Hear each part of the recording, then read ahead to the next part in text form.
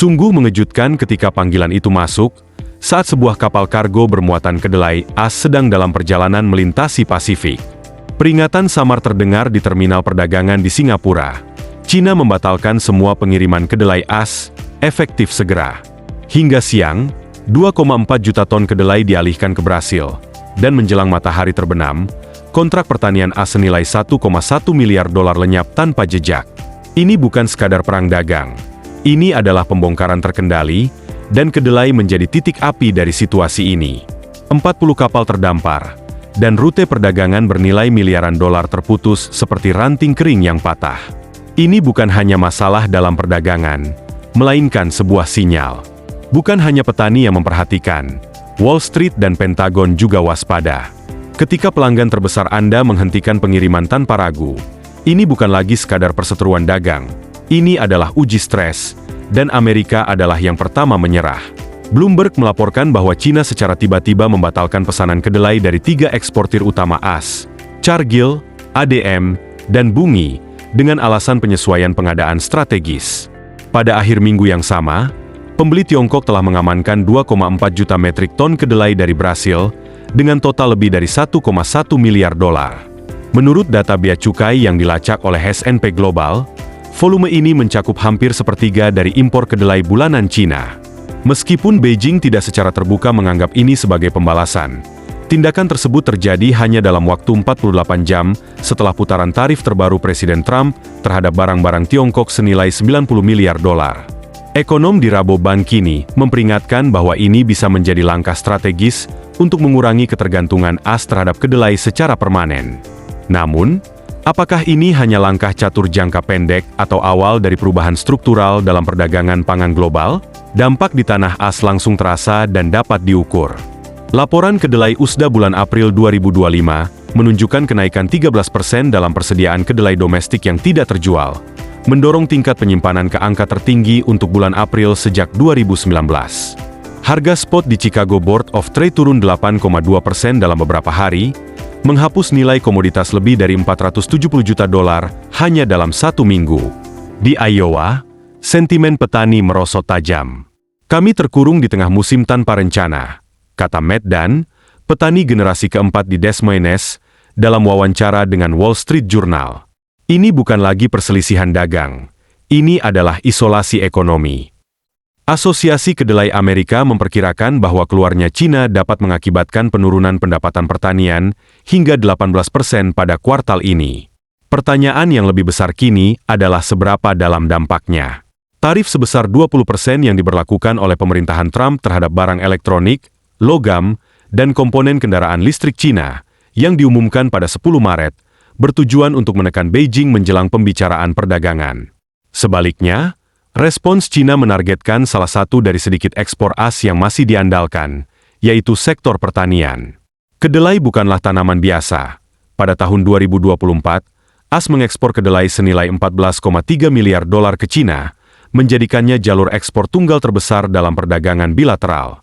Cina menyerang basis dukungan Trump yang berdampak negatif pada pemilih di daerah pedesaan dan negara bagian pertanian, menurut Chad Bond, seorang peneliti senior di Peterson Institute, dalam wawancara dengan CNBC pada 2 April. USDA mengonfirmasi bahwa petani di 11 negara bagian Midwest kini menghadapi risiko kebangkrutan sedang hingga tinggi akibat pembatalan kontrak berjangka. Saat tekanan meningkat pada Trump, apakah perang dagang ini menjadi beban politik domestik? Mari kita berhenti sejenak. Bukan karena ceritanya melambat, tetapi karena telah berubah bentuk. Ini bukan lagi tentang kedelai semata. Ini adalah tentang strategi. Kesiapan Brasil bukanlah kebetulan. Diperkirakan bahwa antara tahun 2020 dan 2024, Brasil memperluas lahan kedelainya sebesar 21%, didukung oleh lebih dari 11,2 miliar dolar dalam investasi infrastruktur pertanian. Bank Pembangunan milik negara Cina membiayai terminal gandum di Santos, memperluas koridor angkutan barang dari Mato Grosso, dan mendanai kereta api Viraungrau untuk memangkas waktu transportasi internal hingga 42%. Menurut laporan Reuters pada Februari 2025, infrastruktur ini membangun landasan bagi poros Cina. Faktanya, Bloomberg Intelligence melaporkan bahwa Brasil kini memiliki kapasitas untuk memenuhi 70% dari permintaan tahunan kedelai Cina. Dengan lebih sedikit pembatasan GMO, standar lingkungan yang lebih longgar, dan perlindungan perdagangan bilateral yang lebih kuat berdasarkan perjanjian BRICS, kemajuan Brasil mungkin tidak akan bersifat sementara. Apakah AS akan digantikan secara permanen?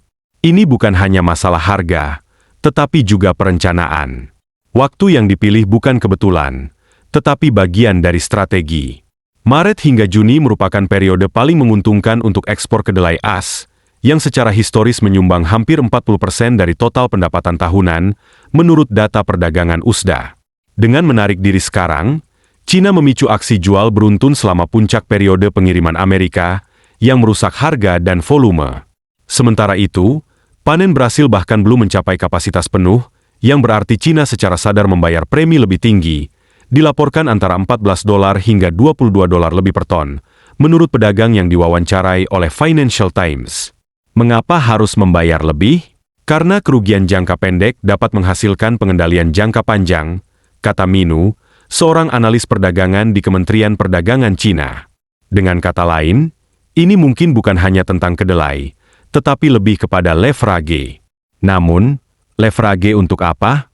Secara resmi, Cina menyebutkan kekhawatiran fitosanitari, yaitu masalah kontrol kualitas terkait residu jamur dan pestisida dalam pengiriman kedelai AS baru-baru ini.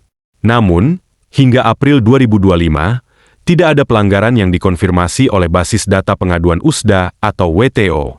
Faktanya, kedelai AS secara konsisten memenuhi standar mutu pangan internasional dengan tingkat kontaminasi di bawah 0,01%, menurut audit bersama oleh FDA dan GAFTA. Analis perdagangan tetap skeptis. Tidak ada presiden nyata untuk penangguhan terkait keselamatan tanpa peringatan sebelumnya atau penundaan pemeriksaan, kata Andrew Tilton, kepala ekonom Asia di Goldman Sachs. Dengan menerapkan hambatan non-tarif, Cina menghindari pengawasan WTO sekaligus memberikan sinyal adanya ketidakpastian bagi eksportir AS. Jadi, apakah ini benar-benar masalah keamanan pangan atau sekadar dalih untuk pembalasan ekonomi yang disamarkan dalam bahasa peraturan? Bagaimana Cina mengubah kedelai menjadi kekuatan ekonomi melalui pelabuhan, jalur kereta api, dan pembangunan infrastruktur bernilai miliaran dolar? Poros kedelai Cina tidak dimulai di meja perundingan. Semuanya dimulai di dermaga. Selama 5 tahun terakhir, Cina telah menginvestasikan lebih dari $8,3 miliar dalam logistik di Amerika Latin. Menurut Dialog Intra-Amerika, investasi ini mencakup kepemilikan saham di Pelabuhan Itaji di Brasil, perluasan koridor gandum utara senilai $1,2 miliar, dan investasi langsung pada jalur kereta api Viraungrao, yang mengurangi biaya transportasi dari Mato Grosso hingga 35%. Ini bukan sekadar rute perdagangan, ini adalah koridor geopolitik. Dengan menanamkan diri dalam infrastruktur yang mengangkut kedelai Brasil, Cina telah mengurangi ketergantungan tidak hanya pada komoditas AS, tetapi juga pada titik-titik kemacetan global yang dikuasai oleh AS. Hasilnya, pada tahun 2024, lebih dari 64% impor kedelai Cina kini didatangkan melalui jaringan logistik yang melibatkan Cina secara langsung. Menurut data bea cukai yang ditinjau oleh Bloomberg, seperti yang diungkapkan oleh seorang analis kebijakan di Carnegie Endowment, Beijing kini tidak hanya membeli makanan, tetapi juga membeli leverage. Namun, pertanyaan yang tetap membingungkan para ahli strategi AS adalah, bagaimana jika makanan bukanlah tujuan akhir, melainkan langkah awal? Sementara kedelai mendominasi berita utama, jagung secara diam-diam menghilang dari pasar. Antara Januari dan Maret 2025, ekspor jagung AS ke Cina turun 29% dibandingkan tahun sebelumnya, menurut Buletin Layanan Pertanian Luar Negeri terbaru dari USDA. Pada saat yang sama, Cina menandatangani perjanjian impor jagung 3 tahun dengan Badan Kona Brasil, yang mencakup hingga 9 juta ton per tahun dengan nilai sekitar $2,66 miliar, sebagaimana dilaporkan oleh Reuters pada 28 Maret. Ini bukanlah situasi terisolasi. Pada bulan Maret, cadangan biji-bijian negara Cina melelang 1,2 juta ton jagung AS, dengan alasan ketidakstabilan harga dan penyesuaian strategis. Para pelaku industri berpendapat bahwa masalah sebenarnya adalah kepercayaan.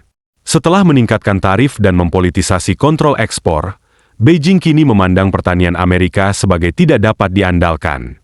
Ini bukan diversifikasi, ini adalah isolasi, kata Joseph Glover, mantan kepala ekonom USDA, dalam sebuah wawancara dengan Wall Street Journal. Jika jagung punah, apa yang akan terjadi selanjutnya? Gandum? Sorghum? Pergeseran ini menunjukkan pertanyaan yang lebih besar, yaitu pertanyaan yang baru mulai dipertimbangkan oleh pasar AS. Para pejabat AS menyatakan pintu masih terbuka, tetapi tindakan Beijing menunjukkan sebaliknya. Menurut prospek komoditas HSBC untuk April 2025, China kini telah menandatangani atau memperbarui kontrak impor jangka panjang dengan Argentina, Brasil, Rusia, dan Pakistan, yang mencakup lebih dari 70% kebutuhan biji-bijian dan minyaknya. Sebaliknya, ekspor pertanian AS ke China turun 26% pada kuartal pertama 2025, yang mengakibatkan pengurangan sebesar 3,2 miliar dolar dari arus perdagangan, menurut data Biro Sensus. Beberapa pihak yakin bahwa pencairan diplomatik dapat membalikan arah, tetapi bahkan jika tarif dicabut, infrastruktur dan niat untuk keluar dari ketergantungan pada AS telah terbangun. Apa yang kita saksikan bukan sekadar pengurangan risiko, tetapi pemutusan hubungan, kata Jennifer Harris, mantan penasihat Dewan Keamanan Nasional, dalam wawancara dengan Bloomberg. Dengan hubungan politik yang terjebak dalam kebuntuan dan perluasan alternatif yang memberikan China pilihan lain, pertanyaannya kini bukan lagi apakah AS dapat memulihkan pangsa pasarnya, tetapi apakah Beijing benar-benar ingin kembali. Sekarang, tanyakan pada diri Anda, bagaimana jika kedelai hanyalah langkah awal dan ledakan sesungguhnya masih akan terjadi? Karena ini bukan sekadar sengketa dagang. Ini adalah bukti konsep. China menunjukkan bahwa mereka dapat meninggalkan komoditas AS senilai 14 miliar dolar dan menggantinya dalam waktu 72 jam. Tidak ada penundaan, tidak ada kekurangan, dan tidak ada dampak politik domestik. Lalu, apa yang terjadi ketika mereka melakukan hal yang sama dengan semikonduktor, tanah jarang, atau obligasi pemerintah AS? Apa yang terjadi jika perubahan selanjutnya bukan mengenai kedelai, tetapi mengenai dolar itu sendiri? Ini bukan hanya pertanyaan untuk para petani, tetapi juga untuk Wall Street dan Washington. Jika ini adalah fase pertama, lalu apa sebenarnya fase kedua? Tetaplah di sini, karena jika kedelai hanya untuk uji coba, dolar mungkin menjadi target berikutnya. Kami senang Anda menikmati video ini. Silakan suka dan berlangganan.